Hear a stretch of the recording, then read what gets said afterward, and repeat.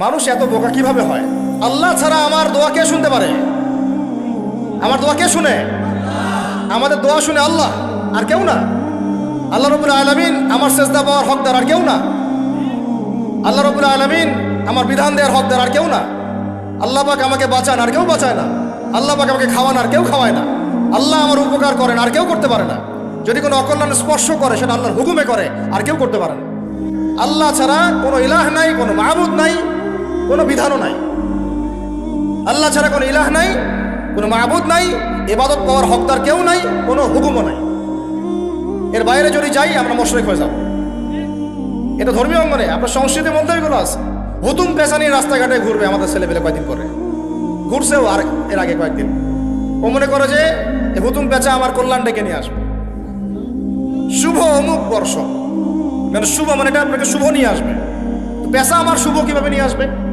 শুভ বুঝলাম, শুভ না মেনেই নিলাম ওর তর্কের খাতিরে যে ও এটাকে শুভ মনে করতেছে। তো শুভর সাথে পেশার কি সম্পর্ক বলেন? পেশা, বাদর, হনুমান এগুলোর মূর্তির সাথে মুসলমানদের কি সম্পর্ক? এগুলোর সাথে শুভ অশুভের কি সম্পর্ক? সারাদিন খাবো পিৎজা, বার্গার আর হাই হাই রেস্টুরেন্টে খাওয়া দাওয়া করা, ওই দিন একেবারে আমি একদম কি পান্তা ভাত আর ইলিশ মাছ। ওই দিন আবার এটার দাম হবে 2000 টাকা, 5000 টাকা প্লেট। মানে গরিবের সাথে একটা মস্করা করা, গরিবের সাথে একটা টিটকারি মারবার। এই গরিব মানুষরা পান্তা ভাত খাইতে কিন্তু মজা লাগে আমার। আমরাও খাই মাঝে মাঝে, যারা খায় না তারা তো জানে না। পান্তা অনেকে বাধ্য হয়ে খায়, খাওয়ার নাই বাসায়, পান্তা বাধ্য হয়ে খায়। ওটাকে আপনি 5000 টাকা প্লেটে, 3000 টাকা প্লেটে খাওয়াচ্ছেন, গরিবের সাথে মস্করা। ওই টাকাটা তো গরিবকে দিতে পারতেন। কুরবানিদের সময় এরা বের হয় যে গরু কুরবানি না করে টাকাটা যদি দিত মানুষকে, তাই না? তা আমরা তো গরু কুরবানি করে 3 ভাগই করি, 1 ভাগ তো দিয়েই দিই মানুষকে। মিসকিনদেরকে 1 ভাগ দিয়ে দেই, 1 ভাগ কাকে দেই? আত্মীয়দেরকে দিয়ে দেই, আর 1টা ভাগ আমরা খাই। আমরা কি সব পুরা গরু ভোগবাদী দর্শনে খাই? এটা ত্যাগের চেতনায় খাওয়া হয়। তুমি কয়দিন একটা পশু জবাই করে 3 ভাগ করে মানুষকে দিছো? হ্যাঁ, একটা ব্রয়লার মুরগিও তো 3 ভাগ করে মানুষকে খাওয়াও না। এরা হচ্ছে সংস্কৃতির নামে যা চলতেছে, এটা নিয়ে আমি ইনশাল্লাহ আরেকদিন কথা বলবো। এই সংস্কৃতির নামে যা চলতেছে আপনাদেরকে মুশরিক বানায় ফেলতেছে। মুশরিক হয়ে যাচ্ছি আমরা এভাবে আস্তে আস্তে। আমাদের সংস্কৃতি এমন সংস্কৃতি আমরা লালন করি, পালন করি অবশ্যই, যেটা আমাদের জাতির সাথে মিল আছে, বাঙালি সভ্যতার সাথে মিল আছে, কিন্তু এটা কুরআন সুন্নাহর সাথে সাংঘর্ষিক না। যদি সাংঘর্ষিক হয় আমরা সেটা নিতে পারবো না। আর কুরআন সুন্নাহর সাথে সাংঘর্ষিক কোনো সংস্কৃতি নাইও আসলে। বাঙালি সংস্কৃতির মধ্যে কুরআন সুন্নাহর সাথে সাংঘর্ষিক কিছু ছিল না, নতুন করে আমদানি করা হয়েছে। এখন আসেন, আপনার অর্থনীতির মধ্যেও শিরক আছে, বুঝাইতে গিয়ে এদিকে চলে আসছে। আমার হাতে একটা কিতাব দেখা যায়, কি এটা বলেন? আমরা সবাই এটাকে ভালোবাসি, মহব্বত করি, সত্যি করে বলেন? আল্লাহর কিতাব, নাউজুবিল্লাহ, কেউ যদি কোনো অমুসলিম জ্বালায় দেয় আপনার সামনে, আপনার রাগ উঠবে? আচ্ছা বুঝলাম, এটা তো বুঝলাম, আপনার আবেগ আমি শ্রদ্ধা করি। এখন এই কিতাবের মধ্যে আল্লাহ পাক সুদ হারাম করছেন। এই কিতাবের মধ্যে আল্লাহ বলেছেন যে চুরি করলে চোরের হাত কাটে দিও। এই কিতাবে আল্লাহ বলছেন তোমরা ইয়াংরা স্পেশালি জেনার কাছেও যাও না। এটা ইয়াংদেরকে বলবে স্পেশালি, জেনার করিও না, না মেয়ের সাথে হাত ধরিও না, না ঘরে ঢুকিও না এমন না, বেডে যাও না এমন না, ওর কাছেও যাও না। এই কিতাবে আল্লাহ পাক বলেছেন মাদক দ্রব্য হারাম। এই কিতাবে আল্লাহ পাক বলেছেন কি আল্লাহর সাথে কাউকে শরীক করা যাবে না, রাসূলের সুন্নতের বাইরে যাওয়া যাবে না। এই কিতাবে আল্লাহ পাক বলেছেন ডাকাতি করলে ডান দিকের হাত বাম দিকের পা কেটে ফেলবা, জেনা করলে 100টা বেত্রাঘাত করবা, মাদক দ্রব্য পান করলে 40টা বেত্রাঘাত করবা, বিবাহিত ব্যক্তি যদি ব্যভিচার করে রজম করে হত্যা করবা, সমকামিতা যদি কেউ করে নবীজি বলেছেন ফাকতুলুল ফাইলা ওয়াল মাফউলা বিহি। তাহলে ওই ইসলামিক গভর্নমেন্টের উপর দায়িত্ব হচ্ছে যে করেছে এবং যার সাথে করা হয়েছে দুইটাকেই মৃত্যুদণ্ড দেওয়া। উরজুমুল আলা ওয়াল আসফালা মিনহুমা, নবীজি বলছেন উপরে যে আছে নিচে যে আছে দুইটাকেই রজম করবা। এখন এগুলো কোরআনের কথা, আর আপনারা বলছেন আপনারা এই কোরআনকে ভালোবাসেন। বাস্তবিক অর্থে আমাদের এই দাবিটা 100% সত্য না। আমরা মোটেই কোরআনকে মন থেকে ভালোবাসি না, আমি বিশ্বাস করি না এটা। যদি কোরআনকে মন থেকে ভালোবাসতেন আপনি এখন কোরআন তেলাওয়াত করা শিখতেন। কোরআনকে যদি আপনি ভালোবেসেই থাকেন, এই কিতাবের সমস্ত নিষেধ বর্জন করতে হবে। এটাতে কঠিন, এটা কঠিন, এটা কি কঠিন? কঠিন, এটা আসলেই কঠিন। আমল করা সহজ, নামাজ আপনি চাইলে হয়তো এখন গিয়ে পড়তে পারবেন, সুদটা এখন ছাড়তে পারবেন না। ঘুষের টাকাটা ফেরত দেওয়া কঠিন, বোনের সম্পত্তি ফেরত দেওয়া কঠিন, পাপে কম দিয়েছেন, মানুষকে ঠকিয়েছেন, এটা ফেরত দেওয়া কঠিন। নিষেধ ছাড়া কঠিন। নিয়াত করি, পাক্কা নিয়াত করি, আল্লাহ পাক এই কিতাবের সমস্ত নিষেধ আমাকে ছাড়া তৌফিক দান করেন, আপনাদের সবাইকে ছাড়া তৌফিক দান। আমরা কোনো অবস্থায় শিরিক করবো না ইনশাল্লাহ, আমরা বেদাতি আমল করবো না ইনশাল্লাহ, আমরা ইনশাল্লাহ হারাম খাবো না, জেনার ধার কাছেও যাবো না ইনশাল্লাহ। আমরা কোনো অবস্থায় বেপর্দায় চলবো, কোনো অবস্থায় আমাদের বোনরা যেন বেপর্দায় বাইরে না যায়। আমরা কোনো অবস্থায় বেপর্দায় চলবো না ইনশাল্লাহ। নারী পুরুষের ফ্রি মিক্সিং করবো না ইনশাল্লাহ। আমরা সুদ খাবো না, ঘুষ খাবো না, দুর্নীতি করবো না, মানুষকে ঠকাবো না, সৎ থাকবো, সত্যবাদী হব, আল্লাহ জান্নাত দিবে ইনশাল্লাহ। বোনদের কথা চলে আসছে, আমি একটা খালি সতর্ক করে দেই মাঝখানে, পরে না হলে ভুলে যাব। বোনদের কথা চলে আসছে, আমি একটা কথা বলতে চাচ্ছি, শোনেন। আচ্ছা, আমি দিনী ভাইদেরকেও বলতেছি আর বোনদেরকেও বলতেছি, আমাদের সমাজে একটা সমস্যা প্রকট আকার ধারণ করতেছে। এমনিতে একটু বসেন, মনোযোগ দেন, আমি খুব লম্বা করবো না ইনশাল্লাহ, আপনাদেরকে বিরক্ত করবো না। আমাদের সমাজে এমনিতেই শিরক ছিল, আছে না? ওই যে বলছি যে আবু জাহেলের যুগে শিরক ছিল, এই যুগে শিরক আছে। আবু জাহেলের যুগে রিবা ছিল, এই যুগে কি আছে? রিবা আছে। আবু জাহেলের যুগে জেনা ছিল, এই যুগে নাই জেনা। আবু জাহেলের যুগে গোত্রে গোত্রে মারামারি ছিল, এখন নাই। হানাহানি কাটাকাটি আছে না? আবু জাহেলের যুগে নারীর অবমাননা ছিল, এখন নাই। ওইটাই বলছিলাম যে আবু জাহেলের যুগ কিন্তু এখনো শেষ হয় নাই। আল্লাহ নবী সাল্লাল্লাহু আলাইহি ওয়াসাল্লাম সেটাকে, ওই নোংরা বৃক্ষটাকে উপরে ফেলে পবিত্র বৃক্ষ রোপণ করে দেখিয়েছিলেন।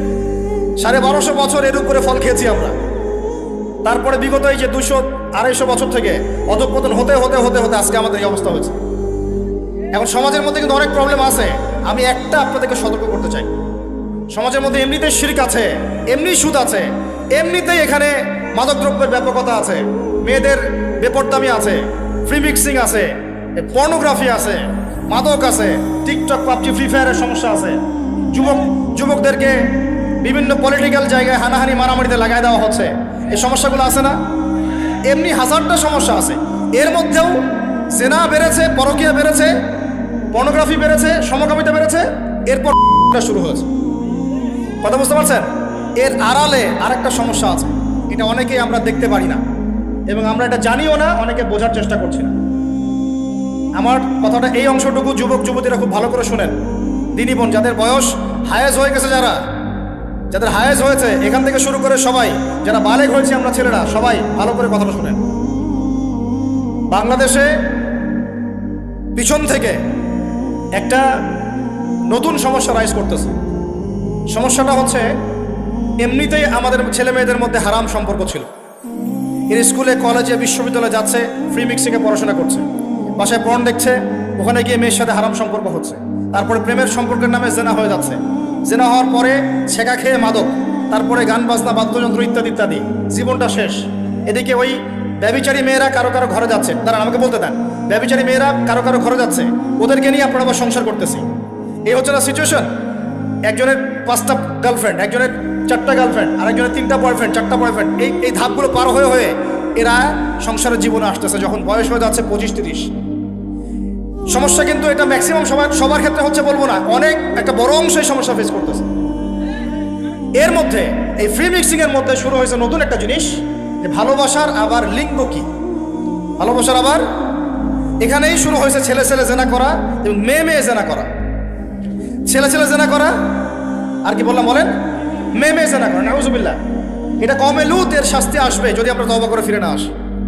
এর উপরে এখন শুরু হয়েছে ভালোবাসার আবার ধর্ম কি, ভালোবাসার আবার, আমার সাথে বলেন কি বললাম, ভালোবাসার আবার, এদিকে মনোযোগ দেন, ভালোবাসার আবার কি, ভালোবাসার আবার কি, এই কথাটা, এই স্লোগানটা দিয়ে কি করা হচ্ছে আপনারা শুনেন।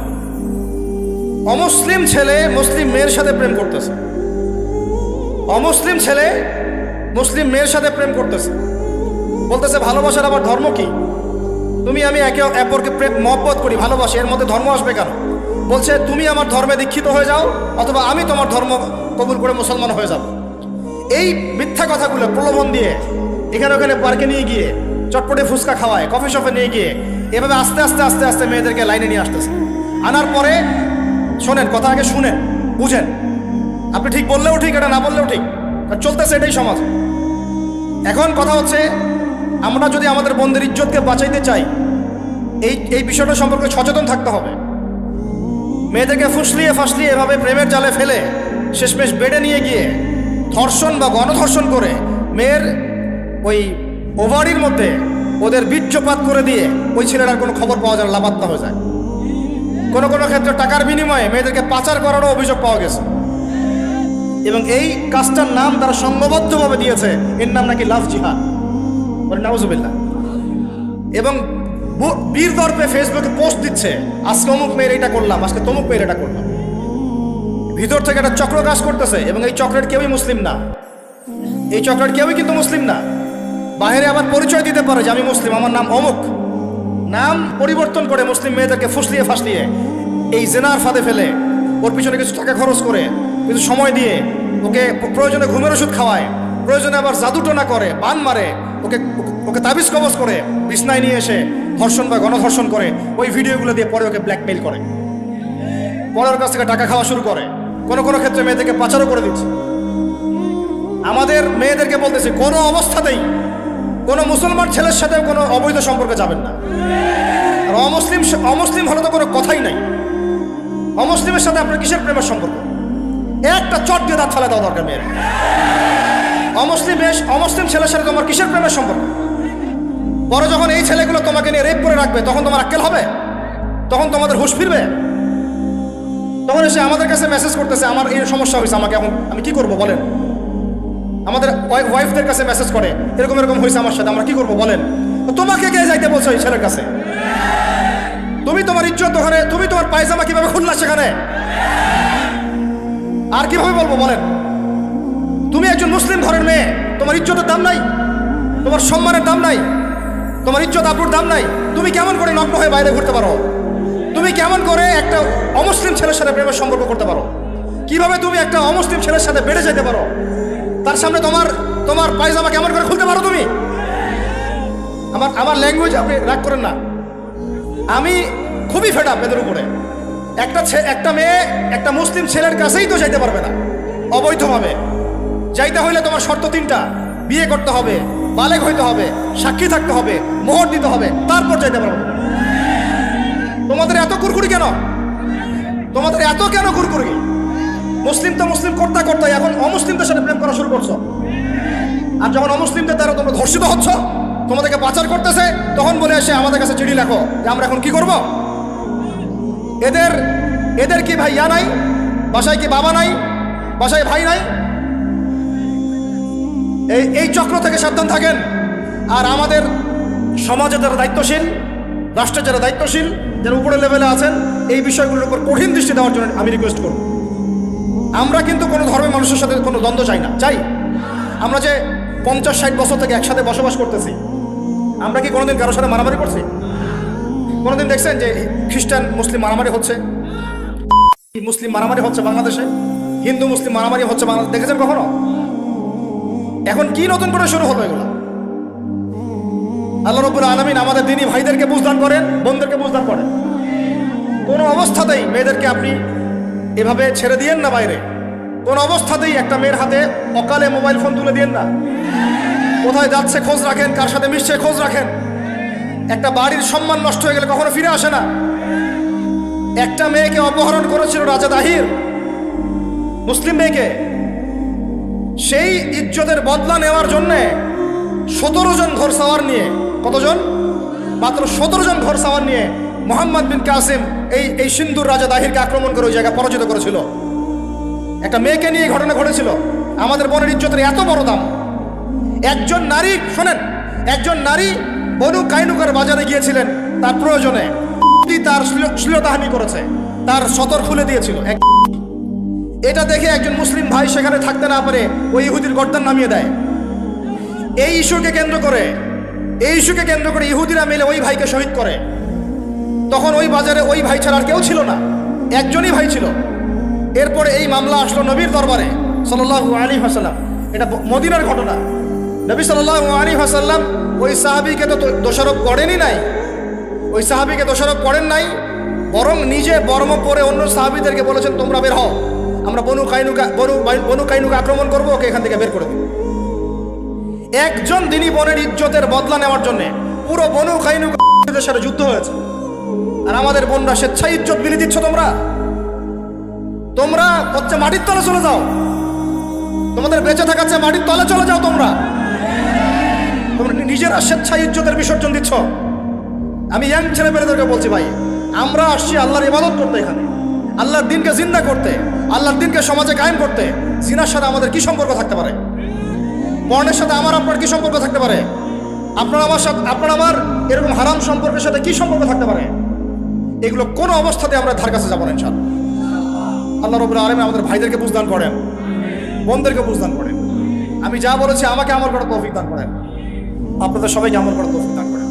ভাই শেষ করে দেই, শেষ কথাগুলো হচ্ছে এই যে শিরক আর এই যে কুফর, এই হারাম, এই জাহিলিয়াত, এই নোংরা শেকড়, এগুলো এখনো দূর হয় নাই। এগুলো দূর করতে হলে আমাদেরকে বুঝতে হবে শিরক কত প্রকার, কি কি, তাওহীদ কাকে বলে, কত প্রকার, কি কি, সুন্নাহ ভিত্তিক জীবন গড়া, ইলম অর্জন করা, উলামায়ে কেরামের কাছে এসে সোহবতে থাকা, হালাল খাওয়া, নিজেদের পরিবারের যত্ন নেন, পরিবারকে নিয়ন্ত্রণ করেন, সৎ কাজে আদেশ করেন, অসৎ কাজে নিষেধ করেন। আল্লাহর ওয়াস্তে দিনের এই মেহনত, এই দাওয়াতের মেহনতে আপনিও কাফেলায় শরীক হন।